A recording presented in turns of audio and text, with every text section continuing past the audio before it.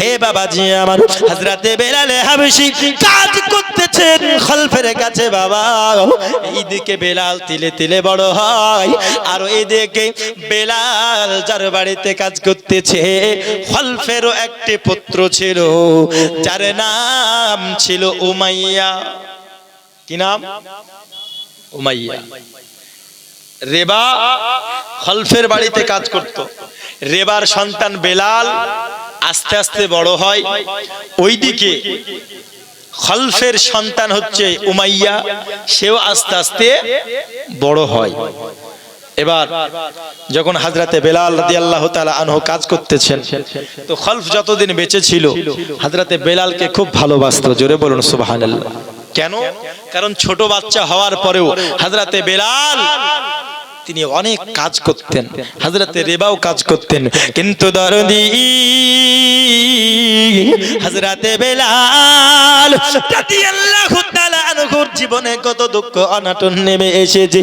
হে বাবাজি আমার, বেলাল তিনার পিতাও যেন তিনাকে ছেড়ে দুনিয়া থেকে বিদায় নিয়ে নিল। ওরে আমার দরদি, হযরতে বেলালের জীবনে দুঃখ অনাটন নেমে এসেছিল। হযরতে বেলাল উমাইয়ার আপনার খলফের বাড়িতে যেন কাজ করতেছে। হে বাবাজি আমারও, এই দিকে উমাইয়া খলফের কাছে যেন বড় হতেছে। খলফে এবার আজ সে যেন দুনিয়াতে থাকবে না, তারও বয়স হয়েছে, তারও অসুস্থ হয়ে গেল। হঠাৎ যখন খলফ অসুস্থ হয়ে গেল বাবা, তার সন্তান উমাইয়াকে ডাক দিল, রে বেটা উমাইয়া, আইনা বেটা, আমার সমস্ত হিসাব পুস্তক বুঝে নেই, কোথায় কতটুকু জমি আছে, কোথায় কতটুকু ধন সম্পদ আছে, কোথায় কতটুকু আমাদের টাকা পয়সা আছে। বেটা রে, একটু তুই বুঝে নেই, কারণ আমি খলফ, আমি মারা যাওয়ার পর আমার সম্পদের উত্তরাধিকারী হবে তুমি। ওরে আমার বেটা উমাইয়া, বুঝে নাও, বুঝে নাও। হে আমার দরদি, উমাইয়া তখন আপনার বাবার কাছ থেকে সমস্ত ধন সম্পদ বুঝে নিয়েছেন। এবার বাবাও এমত অবস্থাতে খলফ দুনিয়া থেকে বিদায় নিয়ে নিল। দরদি, ওরে খলফ যতদিন দুনিয়ার জমিনে বেঁচে ছিল ততদিন সমস্ত চাকরদেরকে ভালোবেসেছে, হযরতে বেলালকে ভালোবেসেছে। কিন্তু খলফ যখন মারা যায়, তার সন্তান উমাইয়া, সে কোন রকম দিল মানুষ ছিল না, সে কোনো ভালো মানুষ ছিল না রে বাবা। সে অনেক অত্যাচারী মানুষ ছিল, সে আপনার মূর্তি পূজা করত, সে অগ্নি পূজা করত রে বাবা। এ দরদি, ওই উমাইয়া সমস্ত চাকরদেরকে এত অত্যাচার করত বাবা, সমস্ত চাকরদেরকে চাবুকের আঘাত করত, ধৈর্যের বাইরেও কাজ করে নিত। কিন্তু হযরতে বেলাল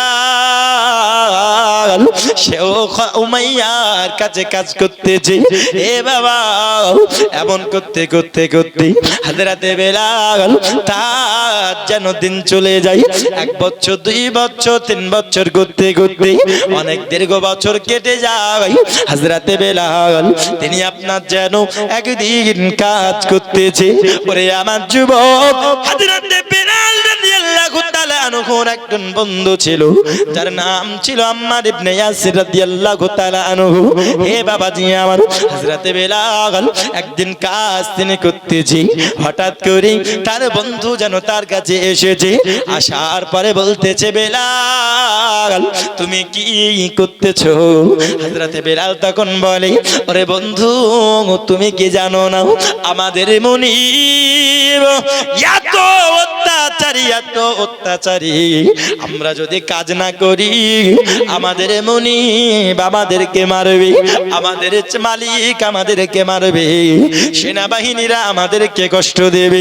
ওরে বন্ধু, আমি তো কাজ করতেছি, কিন্তু তুমি আমায় বলো, তোমায় কেন এত খুশি দেখা যায়, তোমায় কেন এত আনন্দিত দেখা যায়?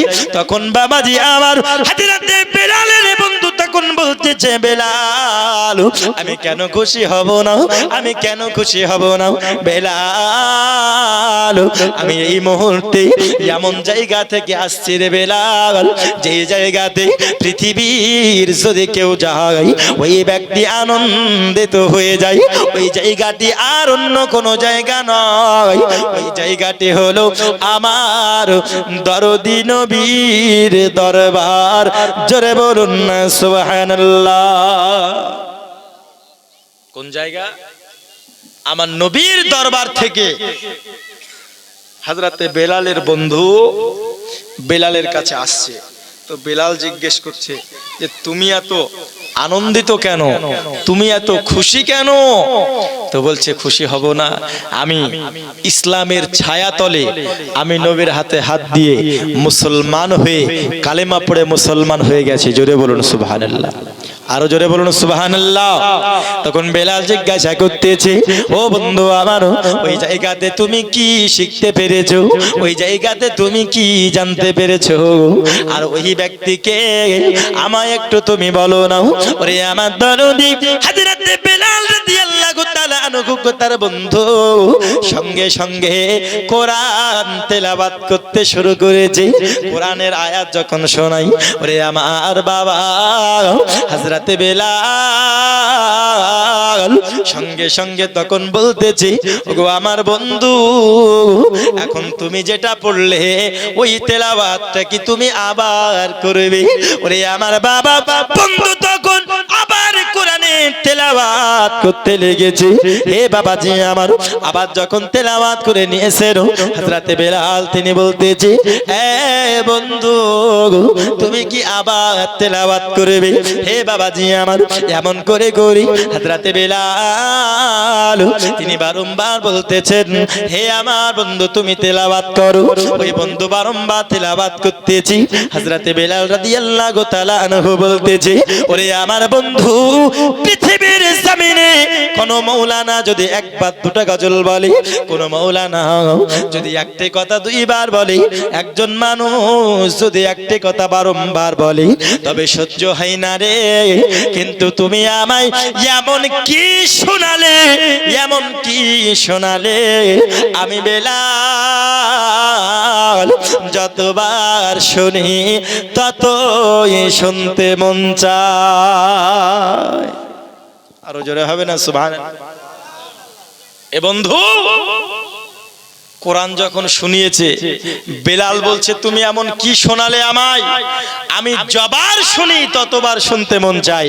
আর এই সম্পদ এত সুন্দর মধুর বাণী যেখানে পাওয়া যায় নিশ্চয় সেই জায়গাটা দুনিয়ার আর ছোট কোনো জায়গা হতে পারে না, অবশ্যই সেই জায়গাটা হচ্ছে পৃথিবীর সবথেকে উত্তম জায়গা। জোরে বলুন সুবহানাল্লাহ, আরো জোরে বলুন সুবহানাল্লাহ। পৃথিবীর সব থেকে উত্তম জায়গা, তো উত্তম জায়গাটা কি? তো সেটা হচ্ছে আমার নবীর দরবার। একটু জোরে বলুন সুবহানাল্লাহ। আমার নবীর কাছে গিয়েছেন, তো সেই নবী কে? তো সেই নবী হচ্ছেন আখিরি পয়গম্বর জনাবে মুহাম্মদ রাসূলুল্লাহ সাল্লাল্লাহু তাআলা আলাইহি ওয়াসাল্লাম। তাই কবি বলছেন মুহাম্মাদের নাম জপেছিলি বুলবুলি তুই আগে, মুহাম্মাদের নাম জপেছিলি বুলবুলি তুই আগে, তাই কি রে তোর কণ্ঠের গান এতই মধুর লাগে, ওরে এতই মধুর লাগে, মুহাম্মাদের নাম জপেছিলি বুলবুলি তুই আগে। জোরে বলুন ওরে গোলাপ নিরিবিলি তুই ছুঁয়েছিলি নবীর কদম ধুলি, ওরে গোলাপ নিরিবিলি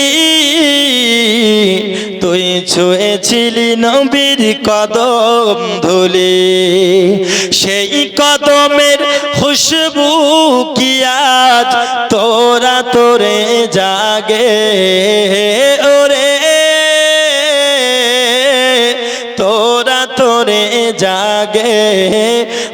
মুহাম্মাদের নাম জপেছিলি বুলবুলি তুই আগে, জোরে বলুন সুবহানাল্লাহ। হে বাবাজি আমার, তখন হযরতে বেলাল তিনি বলতেছেন, বন্ধুরে আমায় নিয়ে চলো না ওই দরবারে, আমাকে নিয়ে চলো ওই দরবার যেখানে এত সুন্দর কথা পাওয়া যাবে, যেখানে এত সুন্দর মধুর বাণী পাওয়া যায়, ওইখানে আমায় নিয়ে চল। ওইখানে আমি গিয়ে নবীর হাতে হাত দিয়ে মুসলমান হব। ওরে আমার বাবা, হযরতে বেলালকে তার বন্ধু সঙ্গে সঙ্গে নবীর দরবারে নিয়ে যায়। হযরতে বেলাল আমার নবীর কাছে যখন পৌঁছালো, হে দরদি আমার নবীকে যখন হযরতে বেলাল দেখেছেন, সঙ্গে সঙ্গে আল্লাহকে ডাক দিয়ে বলতেছে, মওলা এত সুন্দর মানুষ আমি পৃথিবীতে কোনোদিন দেখি নাই। জোরে বলুন না সুবহানাল্লাহ। ওরে আমার বাবাজি, সোনা মানিক আমার হযরতে বেলাল হাবশী রাদিয়াল্লাহু তাআলা আনহু, তিনি আমার নবীর হাতে হাত দিয়ে মুসলমান হয়ে গেলেন। কালিমা পড়েছি, আমার নবীর হাতে হাত দিয়ে মুসলমান হয়েছে।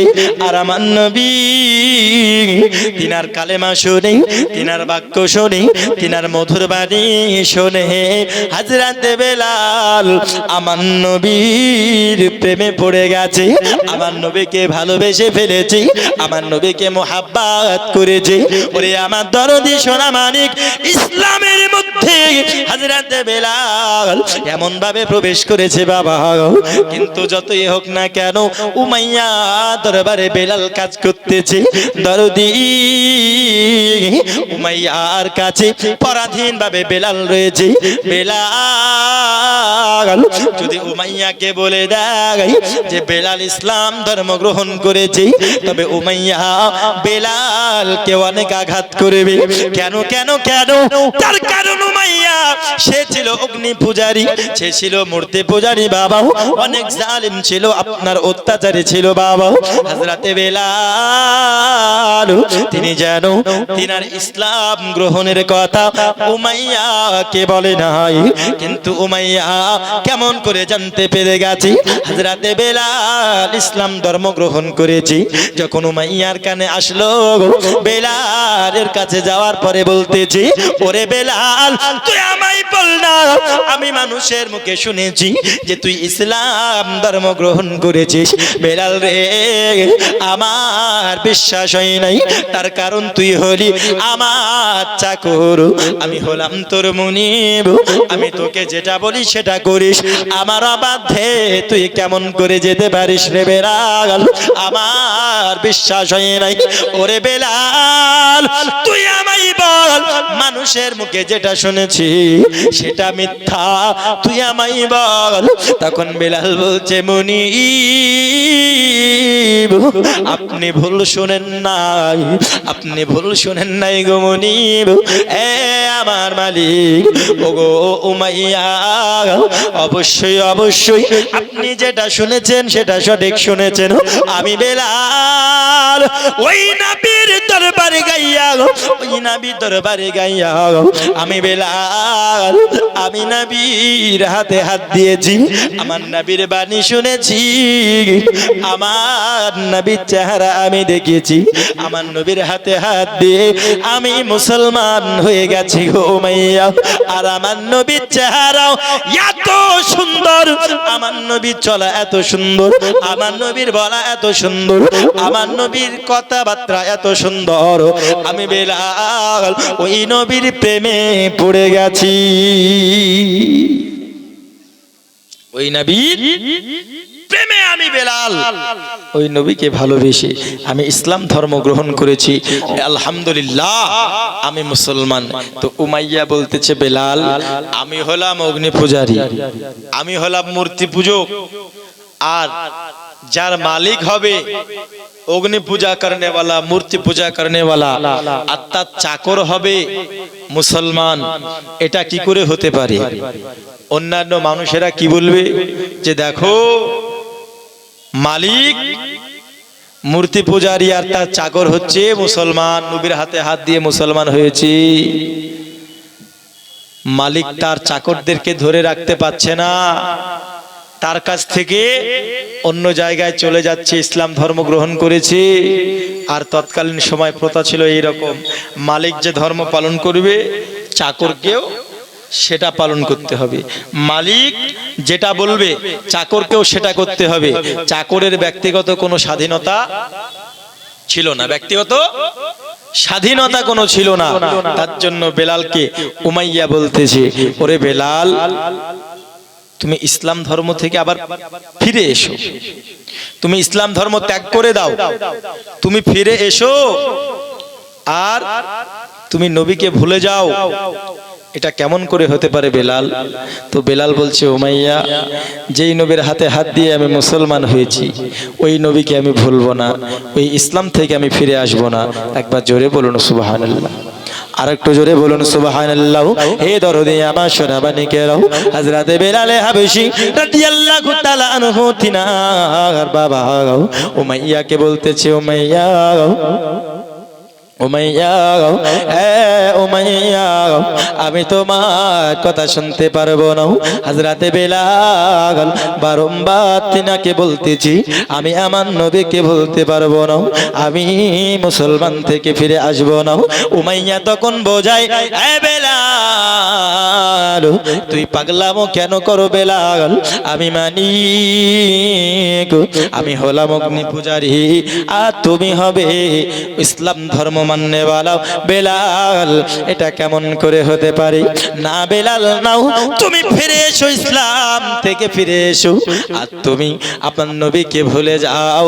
তোমায় অনেক ধন সম্পদ আমি দেব, তোমায় অনেক ক্ষমতা আমি দেব। বেলাল, তুমি ফিরে এসো, নচেতা আমায় তোমাকে আঘাত করতে বাধ্য হতে হবে।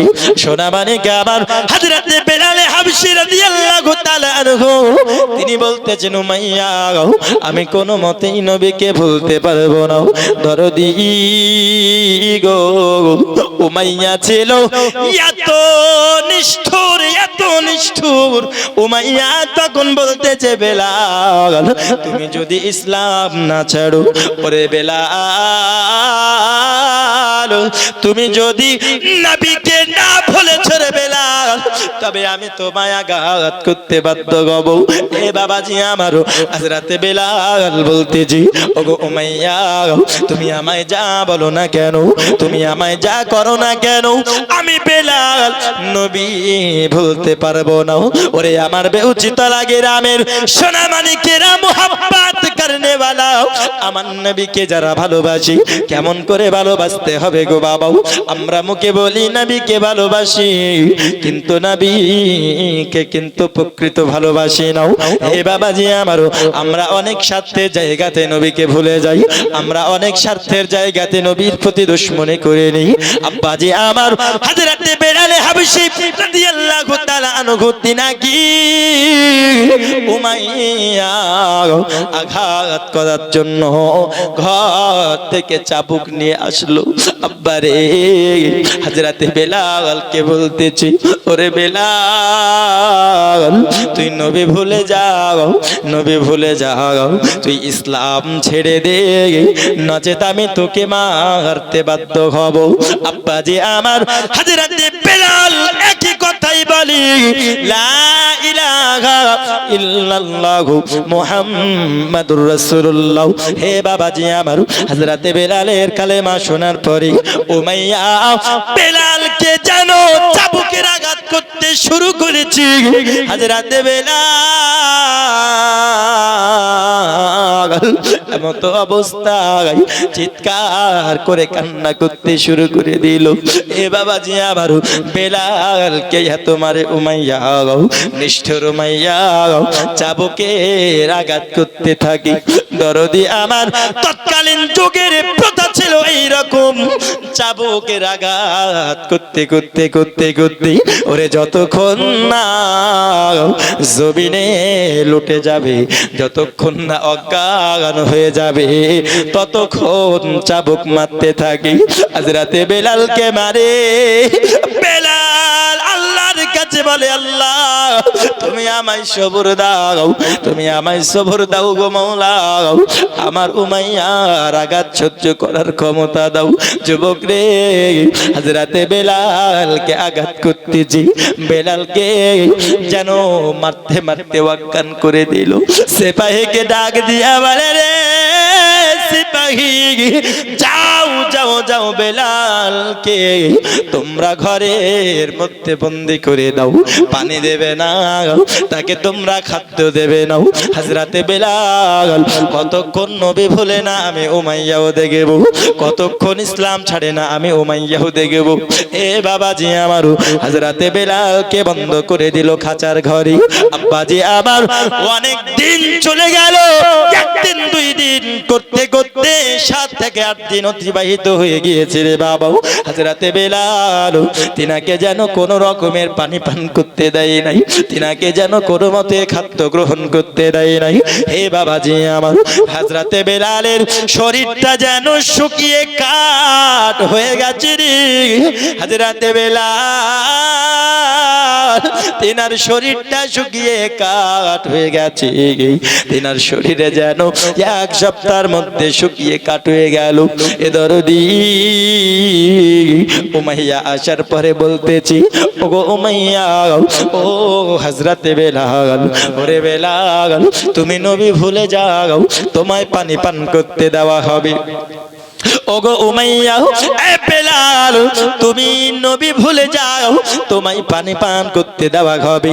হে বাবাজি আমার, হযরতে বেলালকে বারংবার যেন জিজ্ঞাসা করতেছি, ওরে বেলাল তুমি কি নবী ভুলবে না, তুমি কি নবী ভুলবে না?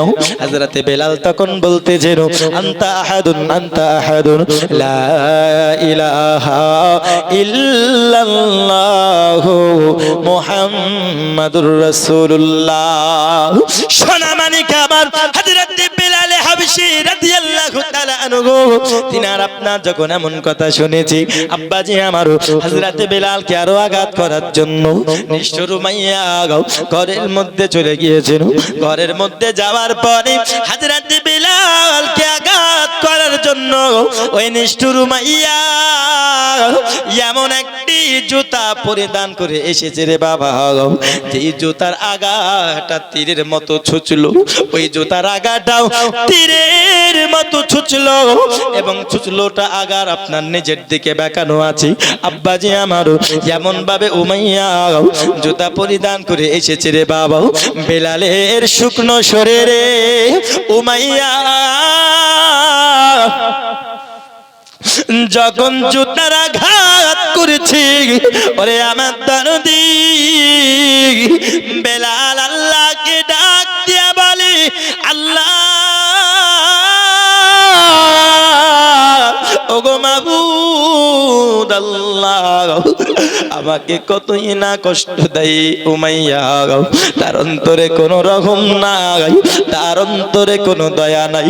মওলা গো, আমায় চাবুকের আঘাত করতে করতে করতে করতে আমাকে খেতে দেয় নাই, আমাকে কোনো পানি পান করতে দেয় নাই গো আল্লাহ। আবার আমার শুকনো শরীরে তীরের চুচলো আঘাত করি। ওগো মওলা, তুমি আমায় সবর দাও, তুমি আমায় ধৈর্য ধারণ করার তৌফিক দাও গো মাওলা। ওগো মাওলা পাক, তুমি আমায় অতটা ধৈর্য দাও যতটা ধৈর্য ধারণ করার জন্য আমি উমাইয়ার আঘাত যেন সহ্য করতে পারি। মাওলা গো, তুমি আমায় সবর দাও, আমি যেন উমাইয়ার আঘাত সহ্য করতে পারি, কিন্তু তুমি আর তোমার নবীকে যেন না ভুলতে পারি। জোরে বলুন না সুবহানাল্লাহ। এই আমার মুসলমান বাবাজি ভাইরা, আজ আমরা অনেকেই নবী ভুলে গেছি, আজকে নবীকে ভালোবাসতে পারি না, আজকে নবীকে মোহাব্বত করতে পারি না। এ আমার যুবক, হযরতে বেলাল কতটা ভালোবেসেছে নবীকে। উমাইয়া বলতেছে, এ বেলাল বেলাল এইবার বল তুই কি নবী ভুলবি না রে বেলাল। সঙ্গে সঙ্গে বেলালের শরীর থেকে যখন জুতার আঘাত করেছে বাবাও, আঘাতটা এরকম ছুঁচলো, যখন জুতাটা বাহিরের দিকে টেনেছে বেলালের শরীর থেকে মাংস বেরিয়ে চলে এসেছে। ওরে আমার যুবক, ওরে নবীর ভালোবাসার জন্য, ইসলামের জন্য বেলাল কত কষ্ট সহ্য করেছে। হযরতে বেলালকে আবারও জিজ্ঞাসা করি, বেলাল রে তুই কি নবী ভুলবি না? বেলাল বলতেছে, উমাইয়া গো তুমি কি পাগল আছো নাকি? উমাইয়া তুমি কি দেখো না আমি বেলাল তোমার কাছে কত আঘাত সহ্য করতেছি?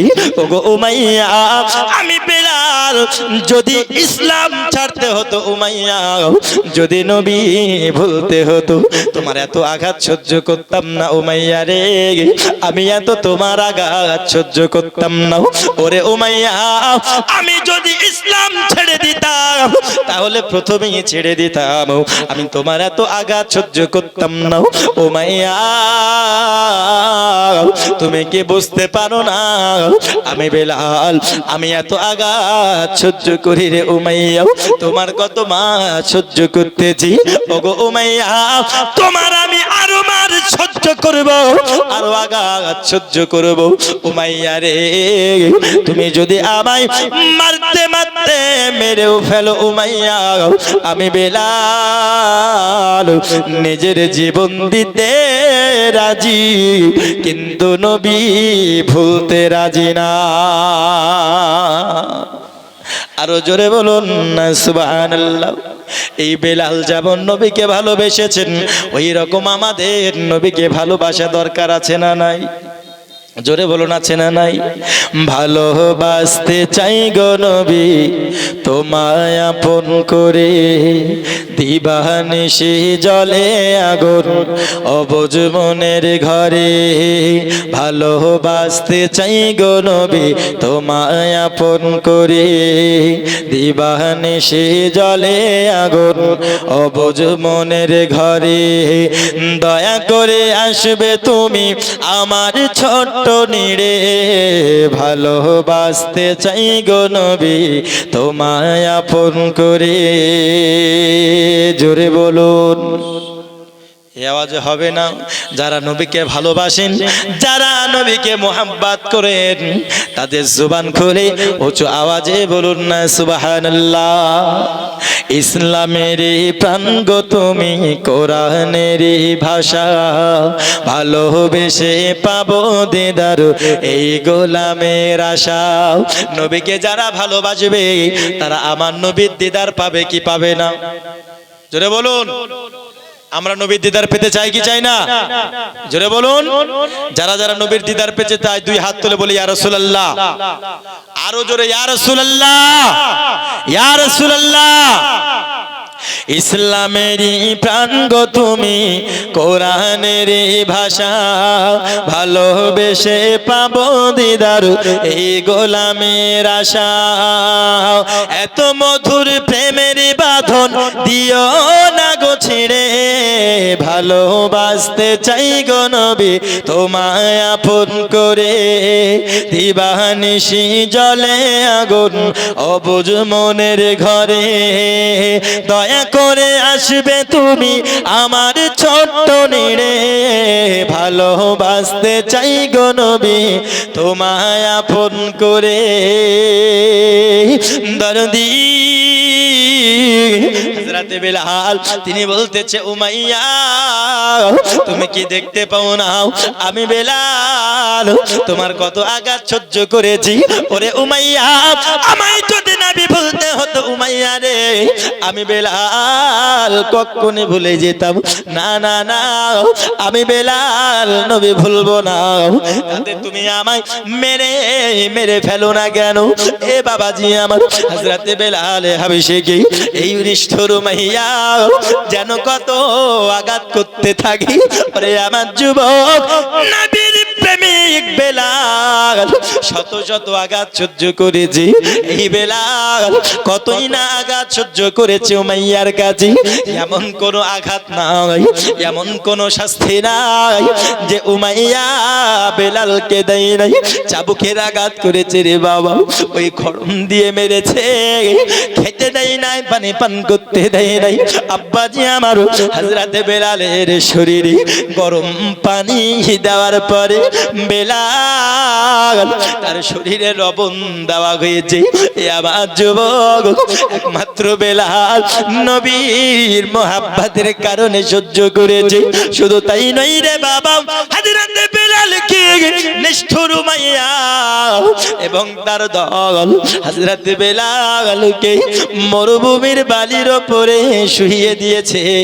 আর বেলাল তার বুকের উপরে ভারী পাথর দিয়ে দিয়েছে।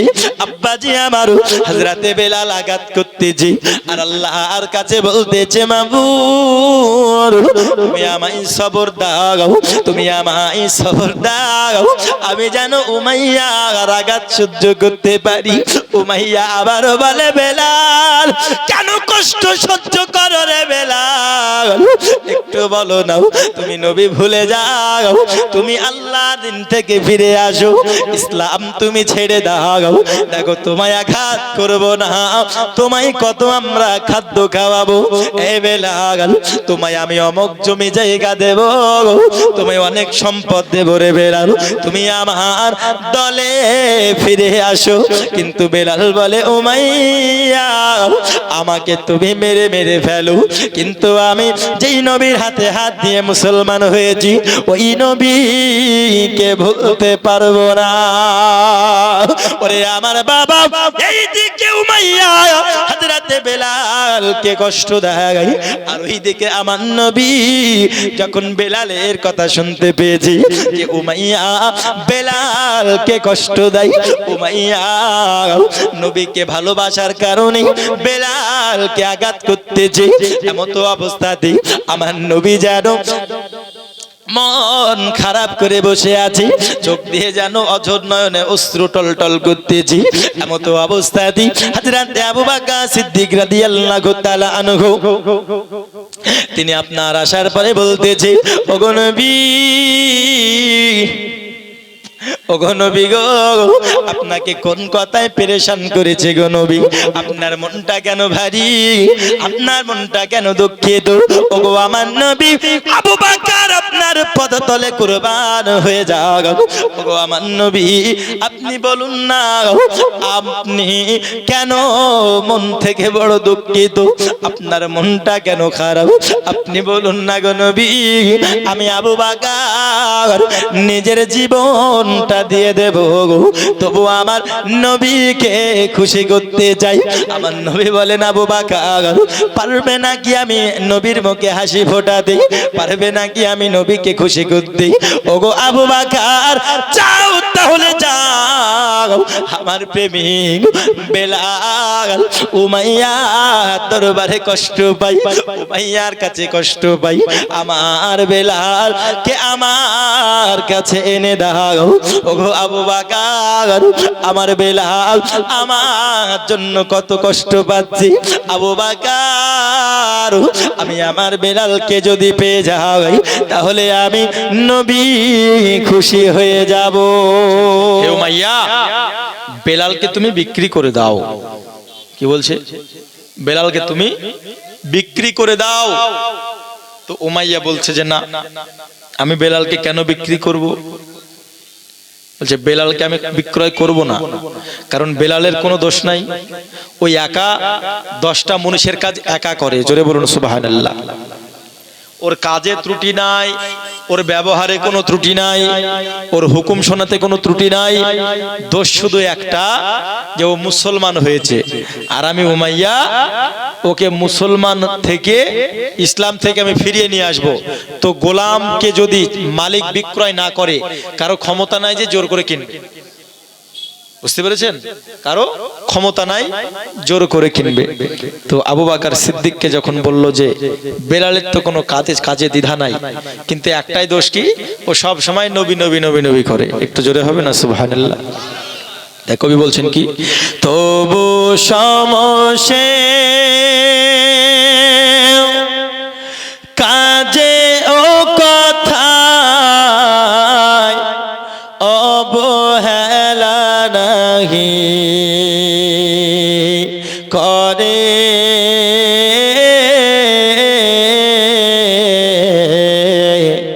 সকাল সন্ধ্যায় কাজে ও ব্যথায় ওগো তাহারি সুগান গাহে। জোরে বলুন সুবহানাল্লাহ। মাইকম্যান গজল যখন বলবো একটু ইকোটা রাখবেন। তবু সমসে কাজে ও কথায় অবহেলা নাহি করে,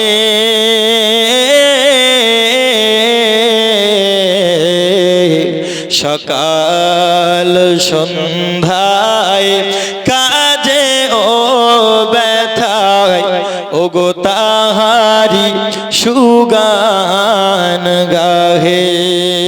স্বর্গ হতে বারে কি তুমি এসো গো আবার ফিরে,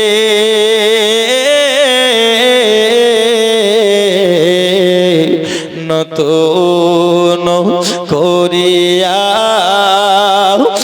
আজান হাকিতে ওগো কাবার মিনার পরে আবার এসো গো প্রেমিক বেলাল, মোদেরি জগতে ফিরে,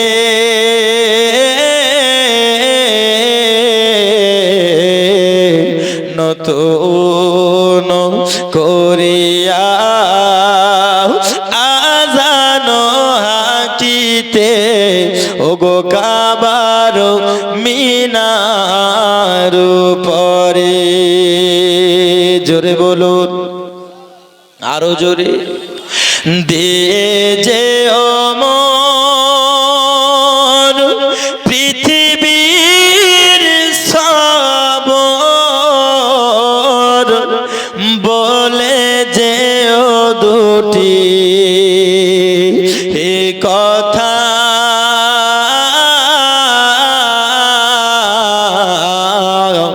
আশিকে রাসূল তুমি হে বেলাল, ওগো তুমি যে প্রেমের নেতা,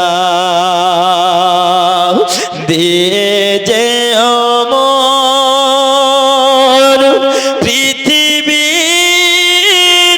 সবর,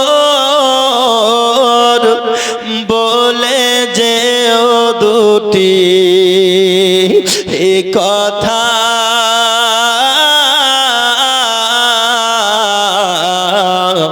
আশিকে রাসূল তুমি হে বেলাল, ওগো তুমি যে প্রেমের নেতা। স্বর্গ হতে বারে কি তুমি এসো গো আবার ফিরে,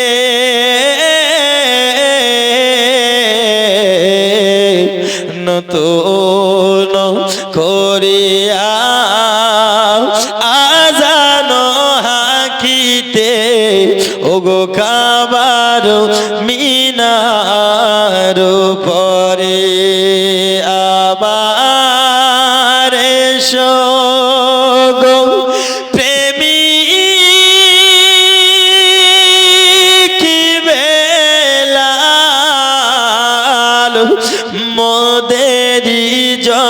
হতে ফিরে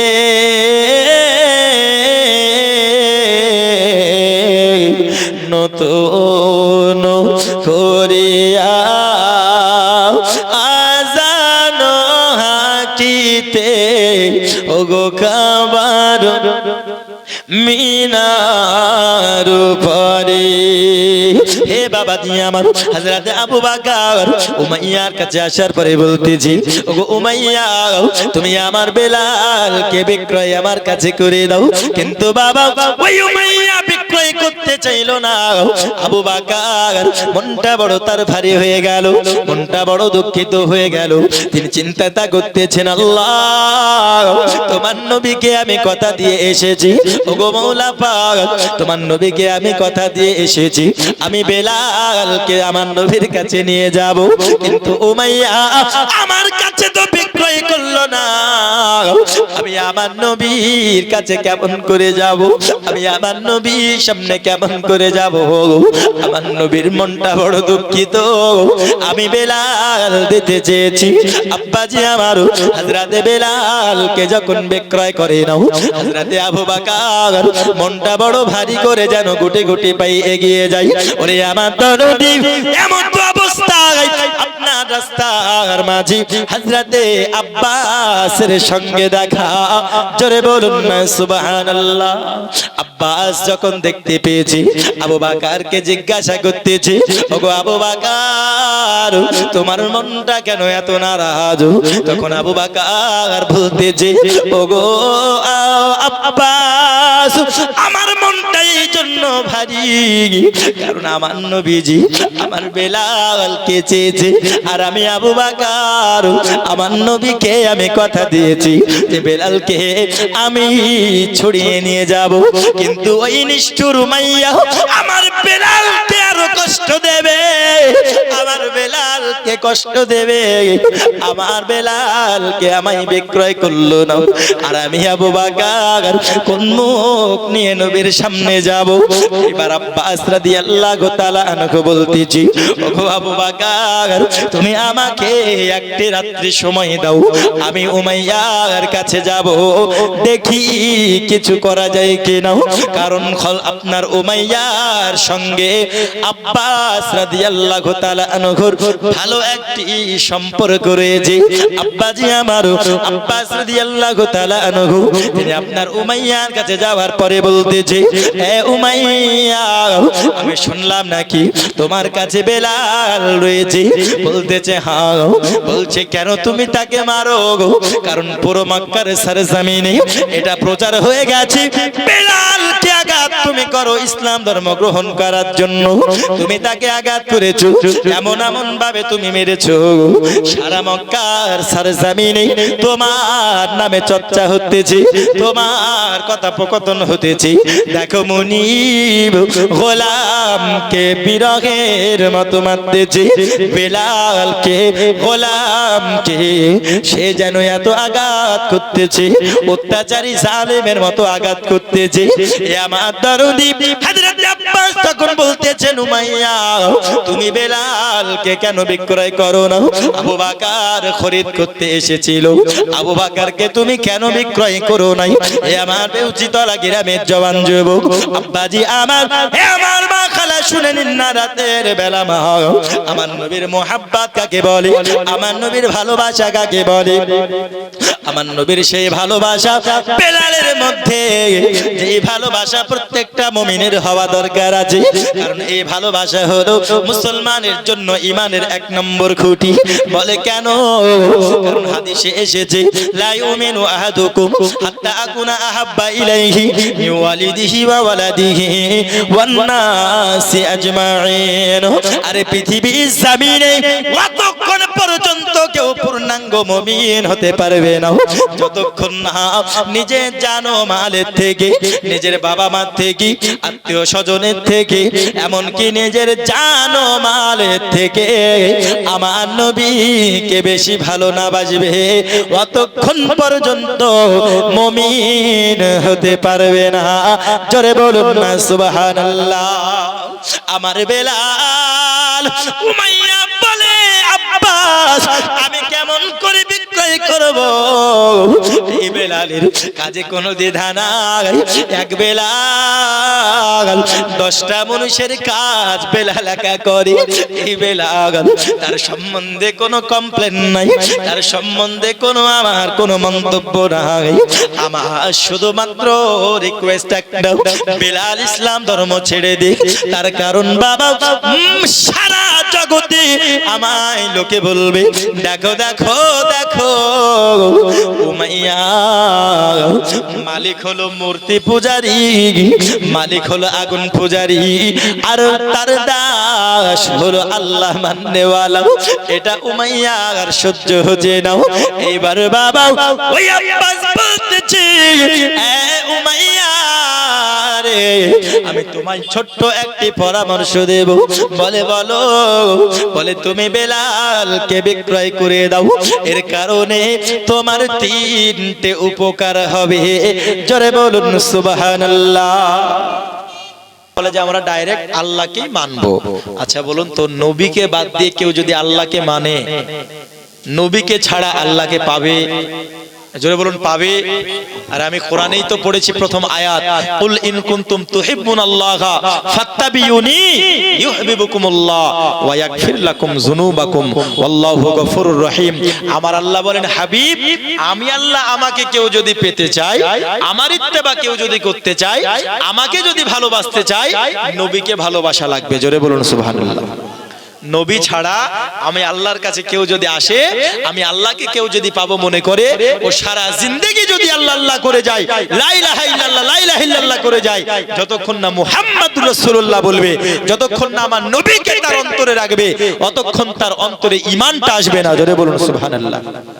ঈমান আসবে তো যারা আল্লাহ আল্লাহ আল্লাহ আল্লাহ করে যায়, কাল হাসরের মাঠে তাদের গলাতে বদনা ঝুলিয়ে দেওয়া হবে। কি ঝুলে দেওয়া হবে? বদনা ঝুলিয়ে দেওয়া হবে। এবং তারা লা ইলাহা ইল্লাল্লাহ লা ইলাহা ইল্লাল্লাহ বলে জিকির করবে আর যাবে, জিকির করবে আর যাবে। যারা নবী ছাড়া আল্লাহকে পেতে চেয়েছে, লা ইলাহা ইল্লাল্লাহ লা ইলাহা ইল্লাল্লাহ বলে জিকির করবে আর যাবে। আর ফেরেশতারা তাদের পিছনে এক লাথি মেরে তাদেরকে জাহান্নামে পাঠিয়ে দেবে। লাথি মেরে জাহান্নামে পাঠিয়ে দেবে। কেন? কারণ লা ইলাহা ইল্লাল্লাহ করেছো, লা ইলাহা ইল্লাল্লাহ করেছো। জি আচ্ছা আচ্ছা, এই প্রজেক্ট, হ্যাঁ প্রজেক্ট বলা, আপনি চলে আসুন। মেয়েদের পর্দাটা দেখা যাচ্ছে না, হ্যাঁ আপনি চলে আসুন। পর্দার আড়ালে মা বোনেরা দেখছে, ওনারা দেখতে পাচ্ছেন না, কোনো সমস্যা দেখা দিয়েছে, আপনি চলে আসুন। ফেরেশতারা লাথি মেরে জাহান্নামে ঢেলে দেবে তাদেরকে। এবার জিজ্ঞেস করবে মানুষ কি এরা তো লা ইলাহা ইল্লাল্লাহ লা ইলাহা ইল্লাল্লাহ আল্লাহর জিকির করতে যাচ্ছে, জিকির করতে যাচ্ছে, তাও কেন জাহান্নামে দেওয়া হলো? তো আওয়াজ আসবে, এরা শুধু আল্লাহকে মেনেছে, কিন্তু আল্লাহ বলেছে যে আল্লাহকে মানতে হলে নবীকে সহ মানতে হবে, কিন্তু নবীকে মানেনি, মুহাম্মদুর রাসূলুল্লাহকে বিশ্বাস করেনি। মুহাম্মদুর রাসূলুল্লাহকে না মানার কারণে, আমার মুহাম্মদুর রাসূলুল্লাহকে অন্তরে না রাখার কারণে শুধু আল্লাহ আল্লাহ করে গেলেই হবে না। তাই আল্লাহ আল্লাহ শুধু যারা করবে তারা জাহান্নামে যাবে। আল্লাহর সঙ্গে যেখানে মুহাম্মদ থাকবে তারা যাবে জান্নাতে। আর আল্লাহর সঙ্গে মুহাম্মদ রাসূলুল্লাহকে যারা মানে তারা হলো আহলে সুন্নাত ওয়াল জামাত, যারা সব সময় নবী নবী নবী নবী করে আল্লাহর কাছ পর্যন্ত পৌঁছানোর চেষ্টা করে। একবার জোরে বলুন সুবহানাল্লাহ। এগুলো হচ্ছে আমরা। তাই কবি বলছে কি, বেহেশতের লতায় লতায় পাতায় পাতায় নবীর নাম। জোরে বলুন। হ্যাঁ, বেহেশতের পাতায় পাতায় লতায় লতায় নবীর নাম, আর সে আল্লাহর নামের পাশে নূর নবীর মনোকাম, নূর নবীর মনোকাম। আল্লাহ বেহেশত বানালেন নবীকে চেনাতে, আল্লাহ হাসর করিবেন নবীর শান বোঝাতে, হাসর করিবেন নবীর শান বোঝাতে। বেহেশতের লতায় লতায় পাতায় পাতায় নবীর নাম, আর সে আল্লাহর নামের পাশে নূর নবীর মনোকাম, নূর নবীর মনোকাম আল্লাহ বেহেশত বানালেন নবীকে চেনাতে আল্লাহ হাসর করিবেন নবীর শান বোঝাতে ওই নবীর মোহাব্বতে একবার ঝুমঝুম আওয়াজ করে দরুদ পড়ুন আল্লাহুম্মা সাল্লি হে বাবাজি আমার এক নম্বর উপকার বলতেছে ওগো উমাইয়া বেলালকে তুমি নবী ভুলাতে পারো না আর নবী ভুলানোর চেষ্টাতে তুমি যদি বেলালকে মারতে মারতে মারতে মারতে যদি মেরে ফেলো মানুষেরা বলবে দেখো দেখো দেখো এত অত্যাচারী মালিক এত জালিম মালিক মালিক একটি গোলামকে মারতে মারতে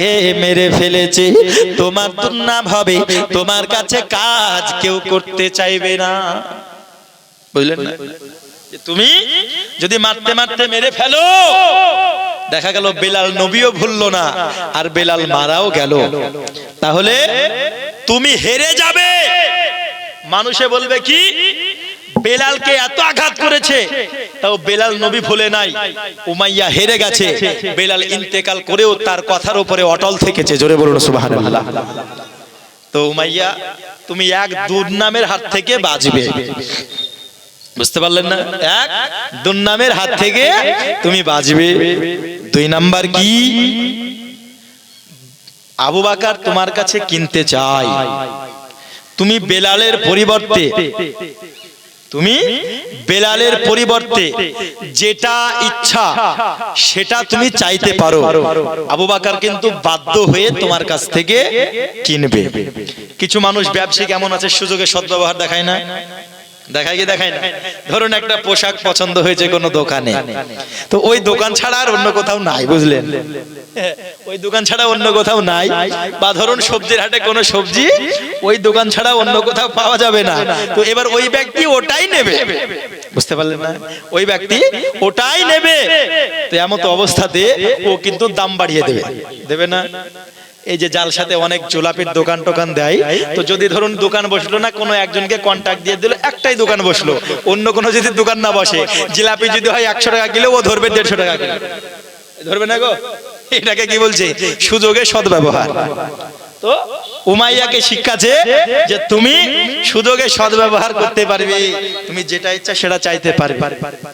তো হয়ে গেল তিন নাম্বার কি তিন নাম্বার বলছে বেলাল দেখতে কেমন তো বলছে বেলাল দেখতে তো কালো তুমি এক কাজ করো তুমি কিছু টাকাও নেবে এবং কালো বেলালকে দিয়ে একটা দেখতে ভালো গোলাম তুমি নেবে এই পরামর্শ উমাইয়াকে দিল উমাইয়া বলছে ঠিক আছে রাত্রিবেলায় চিন্তা করে আমি তোমাকে সকালে খবর দেব যখন রাত্রিবেলা চিন্তা করেছে সকালবেলা যখন হলো তখন আবু বকরকে খবর পাঠিয়ে দিল কি যে আবু বকর তুমি এসো বেলালকে বিক্রয় করব জোরে বলুন সুবহানাল্লাহ আবু বকর খুশি হয়ে গিয়েছে বাবা আবু বকর খুশি আনন্দেতে আপনার চলে এসেছেন উমাইয়ার কাছে উমাইয়া বলেছিল এত টাকা নেব আর একটি সাদা দেখতে সুন্দর ফটফটে আমি গোলাম নেব আব্বাজি আমার হযরতে আবু বকর তিনি একজন সুন্দর দেখতে গোলাম নিয়ে এসেছে ওই বেলালের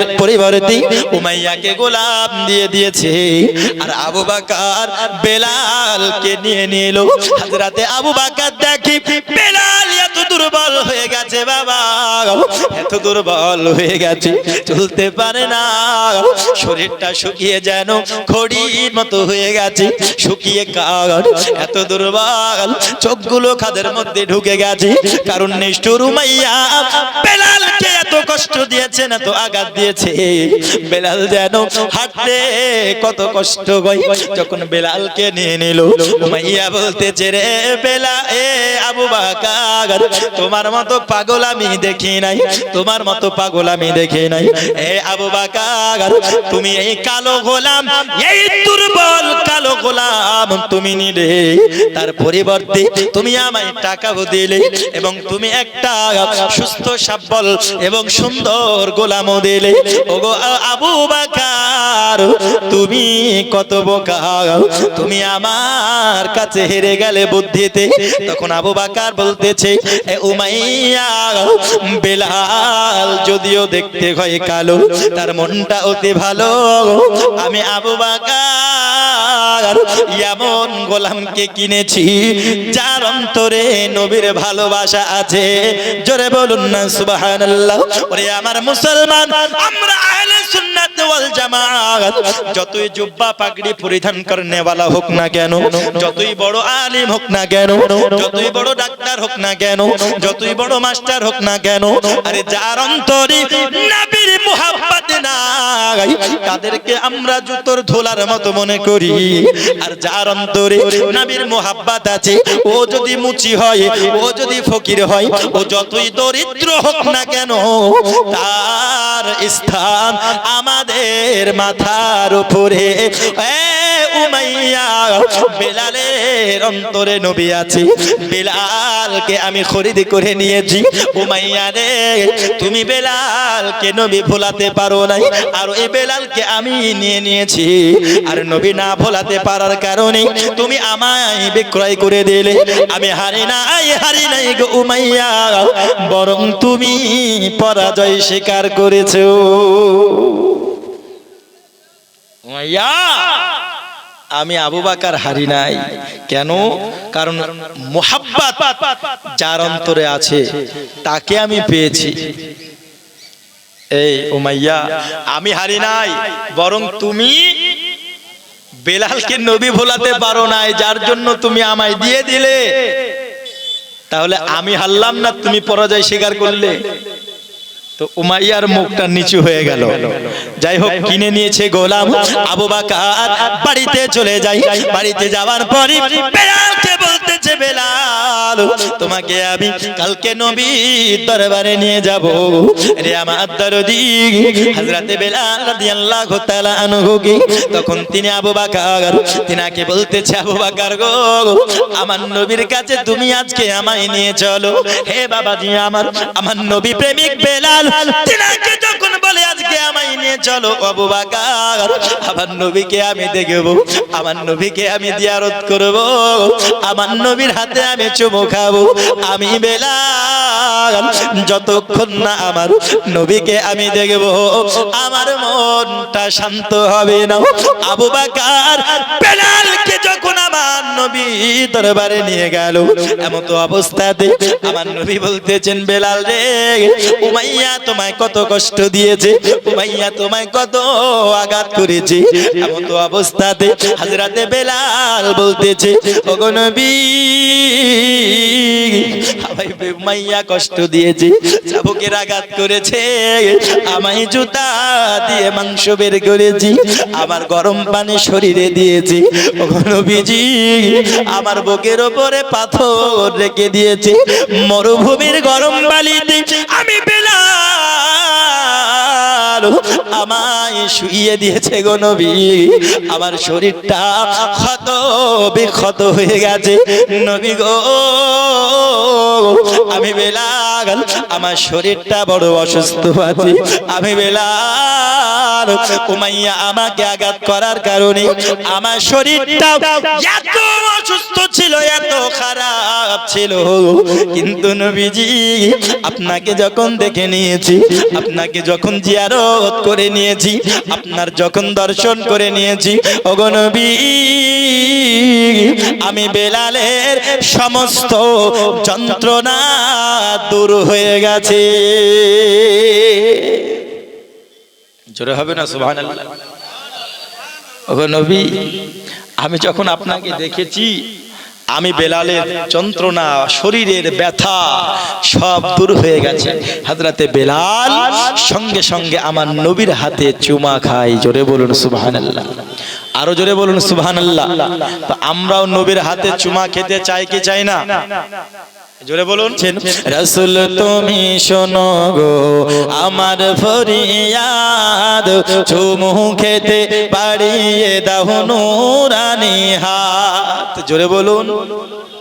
রাসূল তুমি শোনো গো আমার ফরিয়াদ, চুমু খেতে বাড়িয়ে দাও নূরানি হাত। আমার অন্তর জুড়ে চুমু খাবো রে, অন্তর ভরে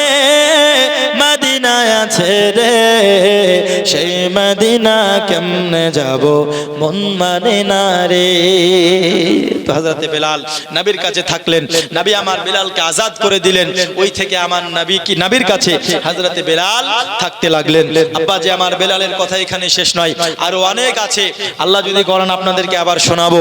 বক্তা চলে এসেছেন, আর বক্তাকে বসিয়ে রেখে বক্তব্য রাখাটাও বেয়াদবি, ঠিক নয়। তা আমি আয়াতে কারিমা তেলাওয়াত করেছিলাম, কুল ইন কুনতুম তুহিব্বুনাল্লাহা ফাত্তাবিউনি ইউহিব্বুকুমুল্লাহ ওয়া ইয়াগফির লাকুম যুনুবাকুম আল্লাহু গফুরুর রহিম।